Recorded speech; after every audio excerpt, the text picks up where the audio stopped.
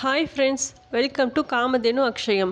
நம்ம இன்றைக்கி பார்க்க போகிறது ட்ரெடிஷ்னல் ரெசிபி புளியோதரை. நீங்கள் இது மாதிரி புளியோதரை பேஸ்ட்டு செஞ்சு வைக்கும் போது ஃப்ரிட்ஜில் மட்டும் இல்லை, வெளியே வச்சாலும் 15 நாள் வரைக்கும் கெட்டே போகாது. இந்த புளியோதரை பேஸ்ட் எப்படி செய்கிறது, எப்படி ஸ்டோர் பண்ணுறதுன்னு வரைக்கும் வீடியோவில் பார்க்கலாம். நம்ம சேனலை ஃபஸ்ட் டைம் பார்க்குறவங்க மறக்காமல் சப்ஸ்கிரைப் பண்ணிக்கோங்க. இப்போ புளியோதரை பேஸ்ட் எப்படி பண்ணுறதுன்னு பார்க்கலாம். இதுக்கு மீடியம் லெமன் சைஸை விட கொஞ்சம் பெருசாகவே புளி எடுத்திருக்கேன். இந்த அளவு பார்த்திங்கன்னா 6லேருந்து 7 பேர் அளவுக்கு புளியோதரை சாப்பிட்லாம். இப்போ இந்த புளியை ஊற வைக்கிறதுக்கு கொஞ்சமாக தண்ணி சேர்த்துருக்கேன். ஊற வைக்கிறதுக்கு தண்ணி அதிகமாக சேர்த்துக்க வேண்டாம், கொஞ்சமாக சேர்த்துனாலே போதும். இப்போ இந்த புளியில் 2 டீஸ்பூன் அளவுக்கு உப்பு சேர்த்துருக்கேன். கல்லுப்பு சேர்த்துக்கலாம். நம்ம புளி கூட உப்பு சேர்க்கும் போது சீக்கிரமாக புளி கரைய ஆரம்பிச்சிடும். அதே சமயம் நம்மளுக்கு டேபிள் சால்ட்டும் அதிகமாக சேர்த்துக்கணுங்கிறது அவசியம் இருக்காது. இந்த சைஸ் புளிக்கு 2 டீஸ்பூன் அளவு உப்பு சரியாக இருந்துச்சு.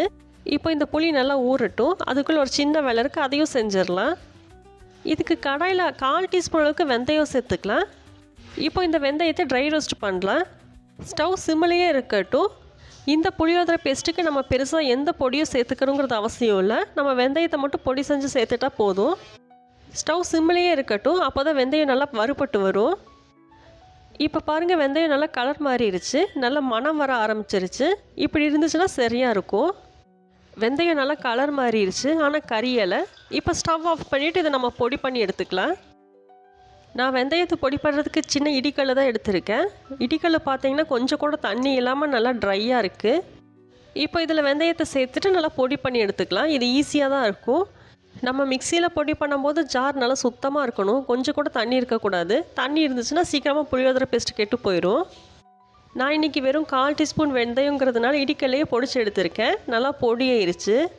இதுலேயே நல்லா ஃபைன் பவுடராகிருச்சு. இப்போ இது இருக்கட்டும்.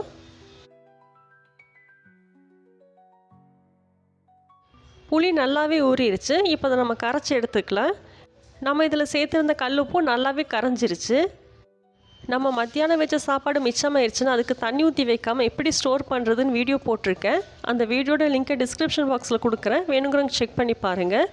புளியை இது மாதிரி நல்லா கரைச்சாச்சு. இப்போ இதை வேற ஒரு பாத்திரத்துக்கு மாற்றிக்கலாம். இந்த புளி தண்ணி நல்லா கெட்டியாக இருக்கும். நம்ம வடிகட்டிலெல்லாம் வடிகட்ட முடியாது, அதனால நம்ம கையாலேயே வடிகட்டி எடுத்துக்கலாம். மெதுவாக வடிகட்டினீங்கன்னா அந்த புளித்தோலெல்லாம் மேலேயே நின்றுடும்.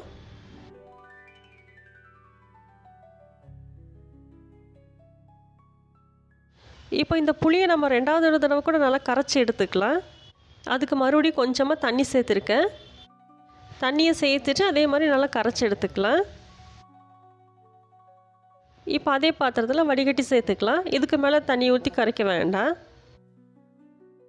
இப்போ நம்மளுக்கு புளி தண்ணி ரெடி ஆயிடுச்சு. நம்ம இனி செய்ய ஆரம்பிச்சிடலாம். இதுக்கு கடாயில் 6லேருந்து 7 டேபிள் ஸ்பூன் அளவுக்கு எண்ணெய் விட்டுருக்கேன். இது நல்லெண்ணெய். நம்ம புளியோதரை நல்லெண்ணெயில் செய்யும் போது நல்லா டேஸ்ட்டாக இருக்கும், சீக்கிரம் கெட்டும் போகாது. எண்ணெய் நல்லா சூடாயிருச்சு. இப்போ 1/4 டீஸ்பூன் கடுகுளுந்தம் பருப்பு சேர்த்துருக்கேன். கடுகுளுந்தம் பருப்பு நல்லா வெடிக்க ஆரம்பிச்சிருச்சு. இது நல்லா பொரியட்டும். அதுக்கப்புறமா அடுத்த இன்க்ரீடியன்ட் சேர்த்துக்கலாம். இப்போ இதில் 2 டேபிள் ஸ்பூன் அளவுக்கு வெள்ளை உளுந்து சேர்த்துருக்கேன். இது கூடவே 2 டேபிள் ஸ்பூன் அளவுக்கு கடலைப்பருப்பு சேர்த்துக்கலாம். இது ரெண்டையும் சேர்த்துட்டு ஸ்லோ ஃப்ளேமில் வறுத்து எடுத்துக்கலாம். இது லைட்டாக கலர் மாதிரி வரட்டும். ஸ்டவ் சிம்மில் இருக்கட்டும், அப்போ தான் லைட்டாக கலர் மாறும், இல்லைன்னா சீக்கிரமாக கரிய ஆரம்பிச்சிடும். நம்ம சாதாரணமாக கடலைப்பருப்பு உளுந்து பருப்பில் பொடி செஞ்சு தான் செய்வோம். அப்படி இல்லாமல் இப்படி செஞ்சு பாருங்கள், டேஸ்ட்டாக இருக்கும். கடலைப்பருப்பு லைட்டாக கலர் மாற ஆரம்பிச்சிருச்சு. இப்போ இது கூட 2 டேபிள் ஸ்பூன் அளவுக்கு வேர்க்கடலை சேர்த்துக்கலாம். வேர்க்கடலையை சேர்த்துட்டு 1 நிமிஷத்துக்கு நல்லா வணக்கிக்கலாம். அப்போ வேர்க்கடலையும் நல்லா வறுபட்டுரும்.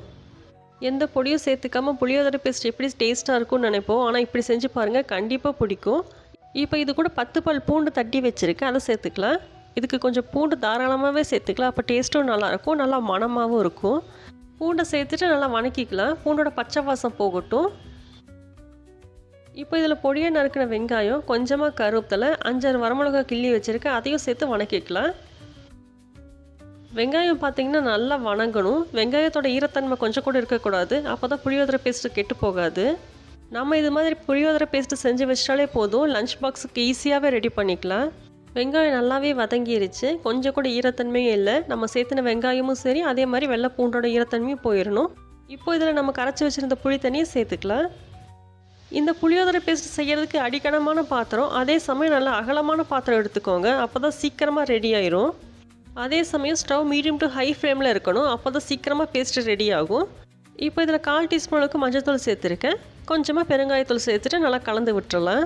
இந்த புளி தண்ணி நல்லா கொதிக்க ஆரம்பிக்கட்டும். புளி தண்ணி நல்லா கொதிக்க ஆரம்பிச்சிருச்சு. இப்போவும் ஸ்டவ் மீடியம் டு ஹை ஃப்ளேம்லேயே இருக்கட்டும், கம்மி பண்ண வேண்டாம். இது ஒரு 5லிருந்து 10 நிமிஷம் போல் தான் ஆகும். சீக்கிரமாக தண்ணி வற்ற ஆரம்பிச்சிரும். இப்போவே தண்ணி நல்லா வற்ற ஆரம்பிச்சிருச்சு. நம்ம தட்டி வச்சுருந்த வெந்தயப்பொடி இதில் சேர்த்துக்கலாம். இந்த ஸ்டேஜில் நம்ம வெந்தயப்பொடி சேர்க்கும் போது நல்லா வெந்துடும். அதே சமயம் கசப்பு அடிக்காது. வெந்தயப்பொடி சேர்த்துட்டு நல்லா கலந்து விட்டுறலாம். இது ஒரு 5 நிமிஷம் தான், சீக்கிரமாகவே வற்றிடும். ஸ்டவ் மீடியம் டு ஹை ஃப்ளேம்லேயே இருக்கட்டும். இந்த மெத்தடில் நம்ம புளியோதரை பேஸ்ட்டு செய்யும் போது ஃப்ரிட்ஜில் வைக்கணுங்கிறது கூட அவசியம் இல்லை, வெளியிலேயே வச்சுக்கலாம். நம்ம ஃப்ரிட்ஜில் இல்லாமல் வெளியில் வச்சு யூஸ் பண்ணும்போது எண்ணெயோட கோட்டிங் வந்துட்டு புளியோதரை பேஸ்ட்டு ஃபுல்லாகவே இருக்கணும். இதுக்கு நல்லெண்ணெய் யூஸ் பண்ணும்போது சீக்கிரமாக கெட்டும் போகாது. இது இன்னும் கொஞ்சம் வற்றி வரட்டும். தண்ணி நல்லா வற்றிருச்சு. புளியோதரை பேஸ்ட்டும் ரெடி ஆயிடுச்சு. நம்ம ஸ்டோர் பண்ணுறதா இல்லாமல் இன்ஸ்டண்ட்டாக சாப்பிட்றதா இருந்துச்சுன்னா இப்போவே இறக்கி வச்சிடலாம். ஒருவேளை ஸ்டோர் பண்ணுறதா இருந்துச்சுன்னா அடுத்த ஸ்டேஜில் இறக்கிக்கலாம், அப்போ கெட்டு போகாது. எண்ணெய் பிரிஞ்சு வர ஆரம்பிச்சிருச்சு. இந்த ஸ்டேஜில் ஸ்டவ்வை சிம் பண்ணிக்கோங்க, இல்லைன்னா எண்ணெய் ஃபுல்லாக தெறிக்க ஆரம்பிச்சிரும். இப்போ பாருங்கள், எண்ணெய் ஃபுல்லாகவே பிரிஞ்சு வந்துருச்சு. புளியோதரை பேஸ்ட்டு நல்லா தொக்கு பதத்துக்கு வந்துருச்சு. இப்படி செய்யும்போது வெளியிலேயே வச்சாலும் 15 நாளுக்கு கெட்டு போகாது. இதோட டேஸ்ட்டும் சூப்பராக இருக்கும். நம்ம சாதாரணமாக செய்கிறத விட இப்படி செஞ்சு பாருங்கள், அவ்வளோ நல்லாயிருக்கும். புளி பார்த்திங்கன்னா நல்லா கருப்பு புளியாக இருக்கணும். நல்லா பழைய புளியாக இருந்துச்சுன்னா டேஸ்ட்டு நல்லாயிருக்கும். அதே சமயம் புளியோதரை பேஸ்ட்டு நல்லா ஆறுனதுக்கப்புறம் தான் ஏர்டைட் கண்டெய்னரில் எடுத்து வைக்கணும். ஒரு வேளை சூடோடு எடுத்து வச்சிட்டிங்கன்னா தண்ணி விட்டு சீக்கிரமாக கெட்டு போக சான்சஸ் இருக்குது. இப்போ பாருங்கள் எந்த அளவுக்கு எண்ணெய் பிரிஞ்சு வர ஆரம்பிச்சிருச்சுன்னு. போதும், இந்த ஸ்டேஜில் நம்ம ஸ்டவ் ஆஃப் பண்ணிடலாம். இப்போ நம்ம சாப்பாட்டு கூட இந்த புளியோதரை பேஸ்ட்டு மிக்ஸ் பண்ணி சாப்பிட வேண்டியது தான். முதல்லையே சாப்பாடை நல்லா ஆற வச்சுக்கணும், அப்போ தான் டேஸ்ட்டாக இருக்கும். இப்போ இதில் புளியோதரை பேஸ்ட்டு போட்டு நல்லா கலந்துக்கலாம்.